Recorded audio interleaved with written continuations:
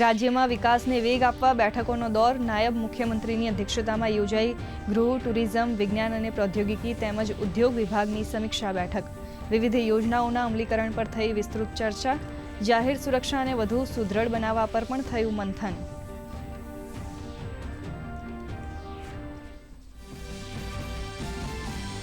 ભેળસેળયુક્ત dairy પદાર્થો પર રાજ્ય સરકારની ચાંપતી નજર.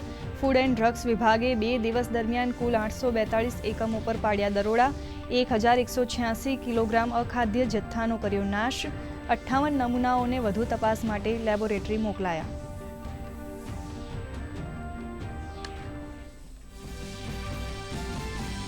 સોલાર ક્ષેત્રે ગુજરાત કરશે દેશનું નેતૃત્વ. આગામી 5 વર્ષમાં દેશભરમાં નંબર 1 બનાવવાનો મુખ્યમંત્રી ભૂપેન્દ્ર પટેલનો સંકલ્પ. વિકસિત ગુજરાત સમિટમાં કહ્યું, ખાવડાનો રિન્યુએબલ એનર્જી પાર્ક વૈશ્વિક સ્તરે ઊભી કરશે ઓળખ.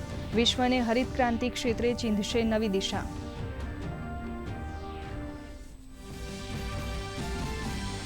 ગુજરાતની ટાંગલિયા કળા ફરી રાષ્ટ્રીય સ્તરે ઝળકી. કચ્છના કેશાભાઈ વણકરને ટાંગલિયા દુપટ્ટાની વણાટમાં ઉત્કૃષ્ટતા બદલ રાષ્ટ્રીય પુરસ્કારથી કરાયા સન્માનિત. રાષ્ટ્રપતિના હસ્તે 3 સંત કબીર અને 19 રાષ્ટ્રીય હાથશાળ પુરસ્કાર અર્પણ.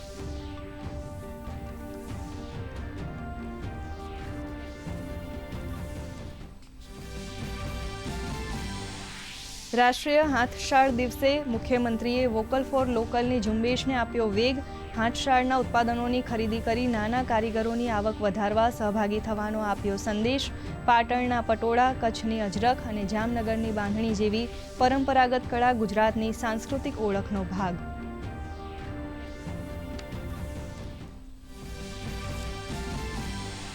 હાથવણાટના ક્ષેત્રના સતત વિકાસ માટે નવી ટેકનોલોજીનો યોગ્ય ઉપયોગ અનિવાર્ય.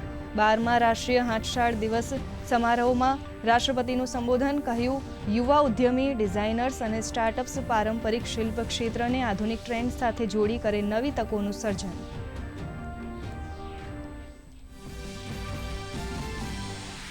વિપક્ષના હોબાળાને પગલે સંસદના બંને ગૃહોની કામગીરી 10 ઓગસ્ટ સુધી મુલતવી.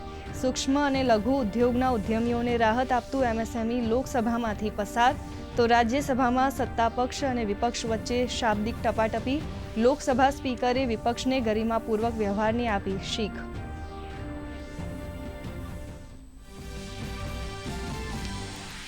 દક્ષિણ ગુજરાતમાં છવાયો વરસાદી માહોલ. રાજ્યમાં સિઝનનો અત્યાર સુધી સામાન્ય કરતાં 11% વધુ વરસાદ.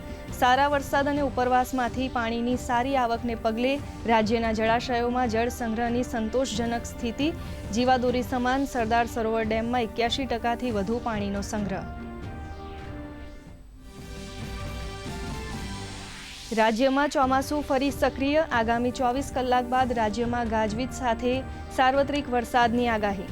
મધ્ય અને દક્ષિણ ગુજરાતમાં હળવાથી મધ્યમ વરસાદનું અનુમાન. ભારે પવનની શક્યતાઓને પગલે માછીમારોને દરિયો ન ખેડવા સૂચના.